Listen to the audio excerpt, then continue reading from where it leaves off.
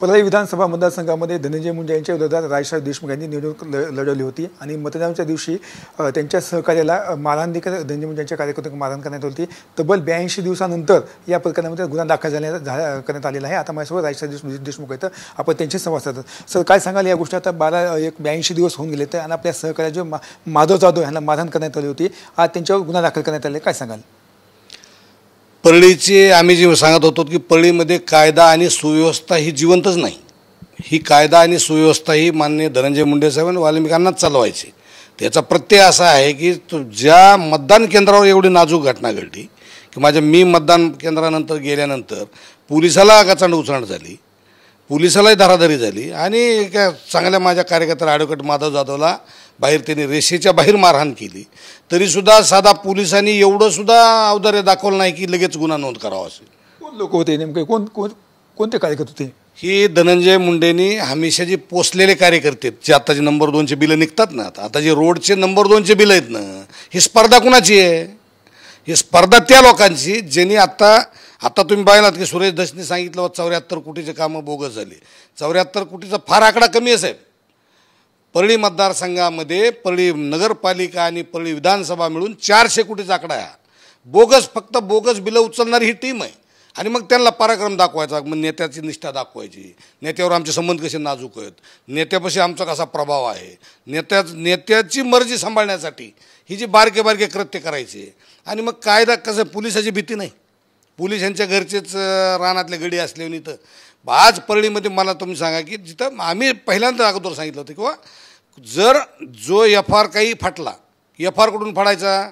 धनंजय मुंडे साहेबांच्या बंगल्यावरून 307 लावा, 300 एवढं लावा, 300 तेवढे लावा, हे सगळे जर कायद्याचं तिथूनच बसून होत असतील मग पोलीस स्टेशन ठेवलं कशाला तुम्ही? त्यांना कशाला पगारी भरता? मग DYSPची पगार, PIची पगार, ह्या पोलिसाच्या पगार, ह्यांना कशाला पगारी देता? मग हे सगळं पोलीस स्टेशनच धनंजय मुंडेच्या घरी घेऊन जा ना। मुंडे साहेबांनी आम्ही सांगितलं तुमचं पोलीस घरीच घेऊन जा ना, कुठलीही कायदा व सुव्यवस्था नाही। आजसुद्धा लोक भयभीतच आहे, आजसुद्धा परळीत शब्द कोणी बोलत नाही। का बोलत नाही? का बोलत नाही? ही कुठंतरी आत्तासुद्धा आता या कावत साहेब ज्या SP साहेब आलेत तेव्हापासून आता कुठंतरी कायद्यामध्ये, त्या पोलीस स्टेशनमध्ये, वातावरणामध्ये आता बदल या ठिकाणी दिसत आहे। मी या ठिकाणी असं म्हणणार नाही की आता थोडा बदल आहे की नंबर 2चे धंदे बंद झाले, जरा थोडं आक्रमकता बंद झालेली आहे।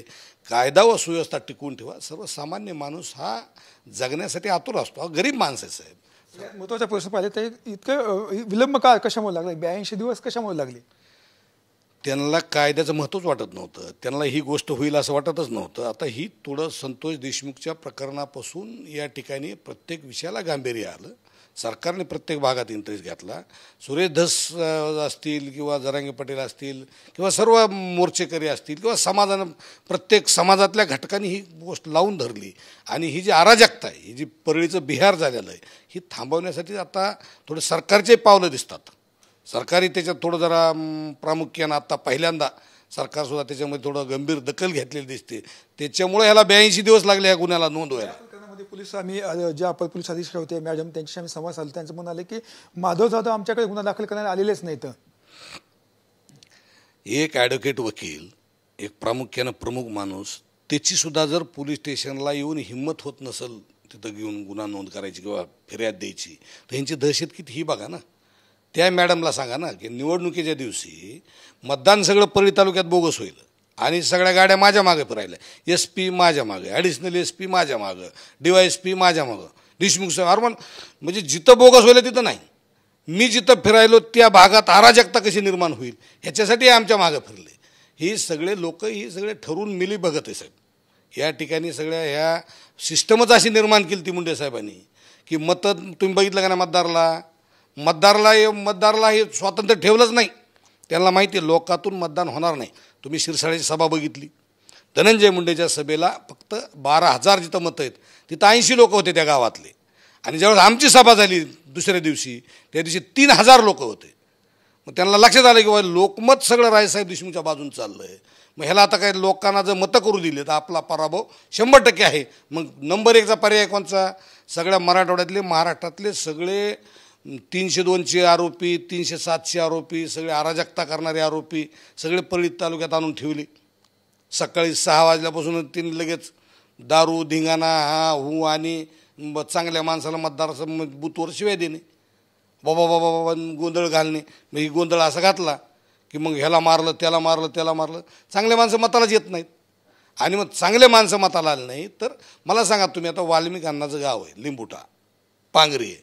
पांगरीमध्ये आम्ही 64 लोक ज्यांनी बोगस म्हणजे जे मयत आहेत, म्हणजे जे माणसं कुणी 10-5 वर्षानं 2-4 वर्ष झालं वरी गेलेत, ती माणसं वरी गेलेले पुन्हा ती मताच्या दिवशी खाली यायले आणि ते लगेच मतदान केंद्रात चालले, लगेच मतं करायले. त्यांना शाही कोण लावायले? हे कोण मतदान करतं साहेब? हे कोण शाही लावायला याला? हे कोण माणूस आहे का कोणी माणूस? मयत लोकांच्या जवळजवळ 1,500 लोक तर मयताचे मतदान झालेत. या संदर्भात आपण काही तक्रार वगैरे केली होती का? तक्रार केली, ह्याच्या अगोदर 10 तक्रारी केल्यात. निवडणूक आयोगाला 5 तक्रारी आहेत, एकाचंही उत्तर नाही, एकही कागद वापस येत नाही, एकाचं उत्तर प्रश्न येत नाही. म्हणजे सरकारच्या जी ही येत ना, ही सगळी अराजकता ठरवून आहे ना. माननीय मंत्री महोदयाचं कसं असतंय, सगळं बोगस मतदान, बोगस कामं आणि नेताच बोगस आहे ना. धनंजय मुंडेची बोगसगिरी तुम्ही बघितली का ना? आता आज काय अवस्था आहे साहेब? हा बीड जिल्हा म्हणायला लाज वाटायला आम्हाला. त्या परळी तालुका म्हणजे एवढी आमची जर म्हणजे एवढा चांगला भाग आहे. आज आम्ही अंबाजोगाईत राहतो. अंबाजोगाई म्हणजे मराठवाड्याचं पुणे समजलं जातं, एवढं चांगले गाव आहेत. सर्वसामान्य माणूस चांगला आहे इथला, प्रत्येक माणसं चांगला. आज परळीमध्ये गेलं तर आज बिहारपेक्षा अवस्था वाईट केली. मुलाचे लग्न होणं वाईट झालं. परवा एकाला एक पाहुणे आलते, ते परळी म्हणलं की नगं म्हणलं, ते चांगल्या पोराचं लग्न जर होणार नाही, परळी म्हणलं की नगं पाहुणा म्हणला, ते नका जुग. काय कारण त्याला? काय हे अराजकता, विश्वासच राहिला नाही लोकांचा. परळीमध्ये आज सर्वसामान्य माणसाला काय कवा होईल मला सांगा तुम्ही. पोकर त्या भारत पोकरकरचा मुलगा होता, ज्या दिवशी लक्ष्मी आल्या त्या दिवशी त्याला ठेसून मारलं. आणखीन त्याच्या घरच्यांनी कुणी फिर्याद दिली नाही साहेब, त्याच्या भीतीनं कुणी केला अकस्मात गुन्हा नोंद, अकस्मात गुन्हा. रेल्वेची धडक झाली म्हणजे माणसाची रेल्वेची धडक झाल्यावर आणि त्याची फक्त मांडी फाटली म्हणले. त्याच्या पायाखाली तोडून मारले साहेब, त्याचा चेहरा ठेसून मारला, रेल्वेकडे नेऊन टाकलं त्याला. आणि त्याला सांगितलं की 10 सप्टेंबरची काही घटना आहे. त्याच्या घरच्याची हिंमत होईना साहेब, आज एवढ्या वातावरणातसुद्धा येऊन अर्ज द्यायची हिंमत होईना गेली. का हिंमत होईना गेली? ही अराजकता आणि दहशत जी आहे, हे नेत्यांना हे कुठे कमी केलं पाहिजे. तुम्हाला आज नुसतं महाराष्ट्राचा मी मंत्री आहे, मी ही आहे ती आहे म्हणण्यात काय अर्थ आहे तुम्हाला?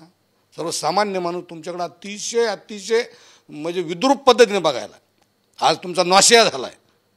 बोगस, मग तुम्ही आता बोगस कामाचे तर तुम्ही बघा. आता थोडंसं आता बघा 2-2 दिवसात कसे रस्ते होईल. ती 2 दिवसात रस्ता होत असतो का? ज्या रस्त्याला टाईम पिरियड असतो वर्ष 6-6 महिने, ती रस्ते 2 आणि 3 दिवसात संपवलेच साहेब. आता ती त्रिसदस्यीय समिती बसली, सुरेश दसनं लावून धरल्यामुळे त्यांना असं वाटतं ती टीम यायच्या आधी सगळे कामं झाले पाहिजे. तर ती कामं आता सुरू आहेत, बोगस कामं. या संदर्भामध्ये ॲडव्होकेट माधव जाधव काही न्यायालयामध्ये गेले का? ॲडव्होकेट माधव जाधव न्यायालयात गेले. त्यांनी ऑनलाईन फिर्याद दिली. फिर्याद देऊनही त्याची फिर्याद आणखी नोंद झाली का नाही ही माहीत नाही. गुन्हा दाखल करण्यात आला. त्यांनी गुन्हा दाखल केला होता ना. गुन्हा दाखल झाला. आता ज्यांनी मारहाण केली त्यांच्यावर गुन्हा दाखल झालेला आहे. किती दिवसानंतर? 82 दिवसानंतर. 82 दिवसानं जर एखाद्या माणसाला जर म्हणजे आज मारलेल्या माणसाला जर 82 दिवसानं जर गुन्हा नोंद होत असेल, त्याला न्याय म्हणायचा का? हा न्याय होऊ शकतो का? पोलिसांचं म्हणणं फिर्यादी आमच्या पोलीस स्टेशन आलाच नाही ना.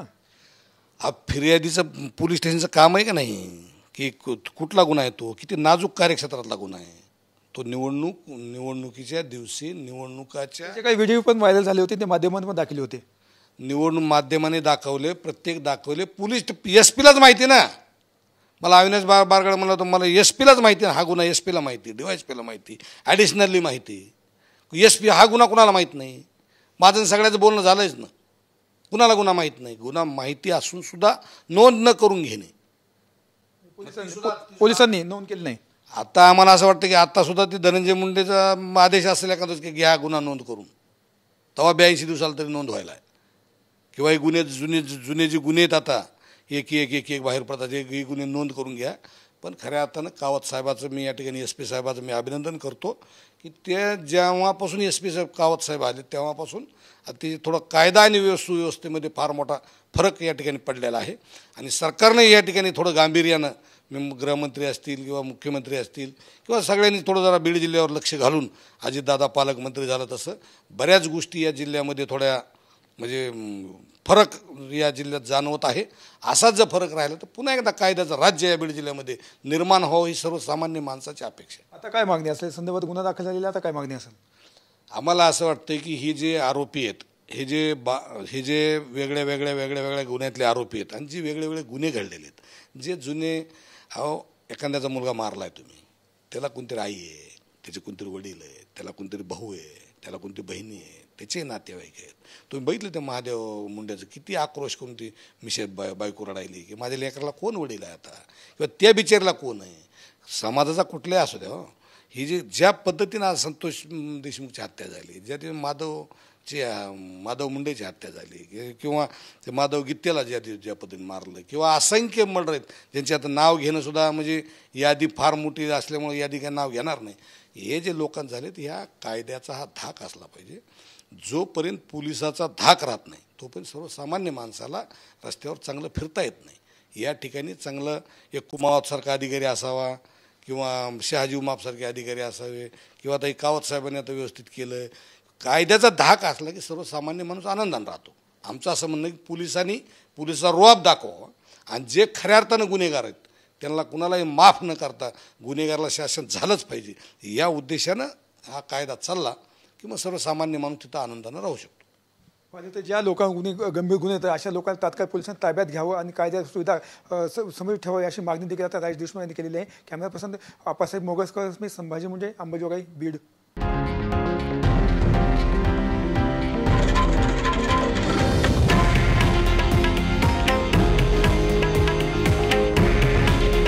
हे आहे देशातील नंबर 1 न्यूज नेटवर्क आणि आपण पाहत आहात TV9 मराठी. काळजी तुमची, हित महाराष्ट्राचं.